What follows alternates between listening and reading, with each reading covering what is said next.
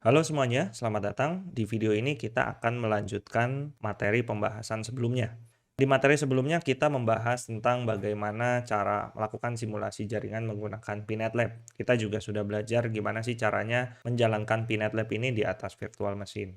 Nah, sekarang selanjutnya adalah gimana sih caranya kita menambahkan beberapa perangkat ke dalam PNetLab untuk bisa kita simulasikan. Nah, di video ini kita akan fokus terhadap gimana sih caranya menambahkan perangkat router OS atau MikroTik supaya nanti bisa dijalankan di atas PNetLab. Artinya, kita bisa mensimulasikan perangkat ini di dalam PNetLab. Nah, secara umum gambarannya kurang lebih seperti ini. Jadi, secara tahapan cukup sederhana. Teman-teman perlu melakukan download router OS image-nya terlebih dahulu. Nanti teman-teman bisa cek langsung atau download langsung di halaman MikroTik-nya. Kemudian yang kedua adalah kita akan mengopikan file router OS tersebut ke dalam PNetLab yang berjalan di virtual machine. Kemudian ada sedikit konfigurasi atau komen yang nanti perlu kita eksekusi.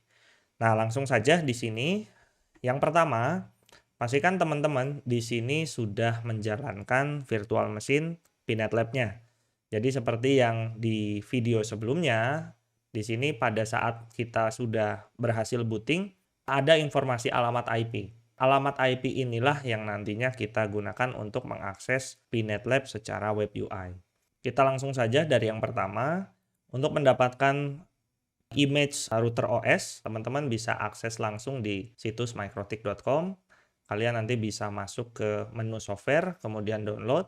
Nah, di sini terdapat berbagai macam jenis ya, beserta versinya. Untuk simulasi ini, saya sarankan teman-teman gunakan router OS versi 6. Nah, di sini memang kalau kita lihat di MikroTik itu terdapat banyak router OS dengan arsitektur yang berbeda-beda. Jadi pastikan kita menggunakan arsitektur x86. Jadi teman-teman nggak bisa nih download yang versi ARM gitu, karena memang peruntukannya beda-beda. Tapi kalau untuk simulasi menggunakan Kemo emulator yang jalan di PNetLab, kita bisa gunakan yang x86 version ini. Nah, selain itu, teman-teman juga bisa manfaatkan yang cloud host router ya. Ini yang akan saya coba pada simulasi ini. Dari sekian banyak jenis image, jadi teman-teman silakan download yang berjenis raw disk image. Untuk versinya pilih saja salah satu, yang penting versi 6 ya. Kita nggak akan dulu jalankan versi 7. Oke, kurang lebih gambarannya seperti itu. Selanjutnya, karena di sini saya sudah melakukan download juga ya, file image yang kita akan jalankan di PNetLab. Jadi kita akan coba kopikan terlebih dahulu ke dalam virtual machine. Nah, kalau kita lihat di sini, ini adalah virtual machine. Gimana sih caranya mengkopikan file yang ada di komputer kita ke dalam virtual machine? Kalau misalkan teman-teman menggunakan sistem operasi Windows, teman-teman bisa manfaatkan tools yang namanya WinSCP. Nah, ini salah satu tools yang biasanya digunakan untuk melakukan file transfer. Untuk transfer ke server lah ya, kurang lebih seperti itu. Atau ada juga alternatifnya itu FileZilla. Nah, jadi teman-teman bisa gunakan salah satu saja ya. Kalau nggak WinSCP ya FileZilla, keduanya sama. Nah, ini yang nanti digunakan untuk melakukan file transfer dari perangkat device kita ke virtual machine. Oke, kita langsung saja dari yang pertama. Di sini saya menggunakan tools CyberDuck. Jadi secara fungsi sebetulnya sama seperti yang tadi dijelaskan WinSCP maupun FileZilla. Kebetulan di sini saya menggunakan sistem operasi macOS, jadi memang yang tersedia tools ini gitu. Pertama, saya akan buat satu koneksi baru. Nah, ini ya. Jadi teman-teman nanti kalau mau connect di WinSCP ataupun FileZilla prinsipnya sama. Protokol yang kita gunakan ini SFTP, kemudian kita tinggal masukkan beberapa parameter di sini ya.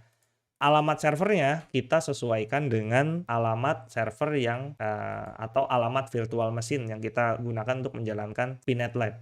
Nah, di sini alamat IP-nya adalah 10.28.10.6. Jadi kita tinggal masukkan saja ke alamat tersebut. Sini ya, 10.28.10.6. Kemudian masukkan username root sesuai keterangan di sini. Dan passwordnya bukan lagi PNetLab ya. Jadi di video sebelumnya, pertama kali kita login ke PNetLab itu akan diminta untuk mengganti password. Jadi passwordnya silakan disesuaikan di sini. Kalau sudah tinggal connect. Pertama kali kalian terhubung, di sini kalian bisa lihat lokasi kalian berada. Sedangkan kalau misalkan kita ingin menjalankan Microtik di atas Pinetlab, kita perlu meletakkan image tersebut di directory ini. Ada opt, unetlab, add-on, kimu. Nah, jadi kita perlu masukkan atau kita perlu upload file image tersebut ke directory ini yang ada di dalam Pinetlab. Nah, kembali lagi ke yang tadi. Karena kita sekarang ada di directory root, berarti kita perlu pindah dulu. Supaya nanti mempermudah, jadi kita langsung tuju directory yang dimaksud. Kita masuk ke directory opt, kemudian ada unetlab, kemudian add-on, kemudian kimu. Nah, jadi di directory inilah kita nantinya akan menyimpan file image Microtik tersebut. Nah, pertama kita perlu buatkan satu buah directory dulu. Nah, pastikan directory-nya sesuai dengan yang akan kita jalankan sekarang, yaitu Microtik. Di sini saya sertakan juga versinya ya. Saya menggunakan Microtik versi 6.49. Nah, seperti ini. Kemudian kita akan upload file image-nya di dalam directory ini. Upload. Nih, saya di sini menggunakan versi CHR ya, CHR 6.49. Nah, kita tinggal tunggu saja di sini. Sambil nunggu, kita sedikit flashback ke belakang.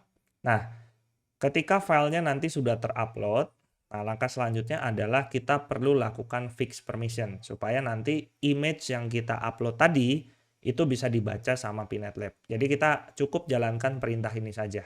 Nah, seperti itu ya. Oke, kemudian kita kembali lagi. Nah, ini sudah berhasil terupload. Langkah selanjutnya kita masuk ke konsol.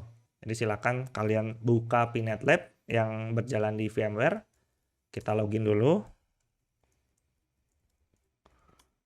Nah, tadi kita sudah melakukan upload file ke directory opt, unetlab, add-on, kimu, Microtik. Nah, kita sekarang ada di sini ya. Kita sudah berada di directory ini. Kemudian kalau kita lihat di sini ls-l untuk menampilkan sudah ada file CHR yang tadi kita upload. Nah, kebetulan kimu ini akan membaca sebuah file itu melalui format bukan image tapi hda.keycouto. Jadi kita perlu rename dulu nih menjadi mv-chr. Ini kita rubah jadi hda.keycouto. Nah, seperti ini ya. Kita ls lagi, namanya sudah berubah. Nah, di sini setelah namanya di rename, kita jalankan perintah untuk melakukan fix permission. Caranya adalah opt, unetlab, wrapper, unl wrapper, -a fix permission.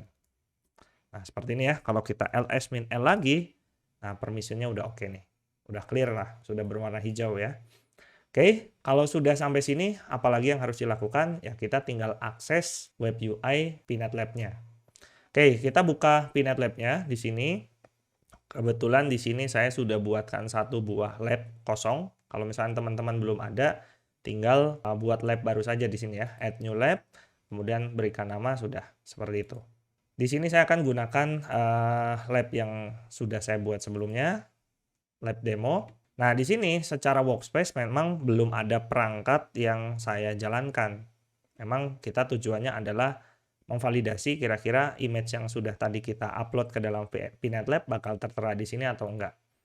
Nah, kita tinggal tambahkan saja. Di sini ada note ya untuk menambahkan. Nah, di sini teman-teman bisa perhatikan. Pada saat teman-teman baru menjalankan Pinetlab, itu hanya baru ada 2 perangkat saja yang bisa kita operasikan. Ada Docker, ada virtual PC. Microtiknya belum ada. Ya. Nah, sekarang kita sudah menemukan satu perangkat baru, namanya Microtik Router OS. Jadi tinggal kita klik saja untuk menambahkan. Teman-teman di sini mau tambahkan berapa router ya? Misalkan saya coba satu dulu, namanya misalkan Microtik. Kemudian spesifikasinya CPU-nya mau berapa, memorinya mau berapa, dan sebagainya. Kalau sudah, kita tinggal add saja. Oke. Nah, seperti ini ya. Kemudian, kalau sudah seperti ini ya udah, kita tinggal jalankan saja. Kita tinggal start. Kemudian kita tunggu sampai perangkatnya running.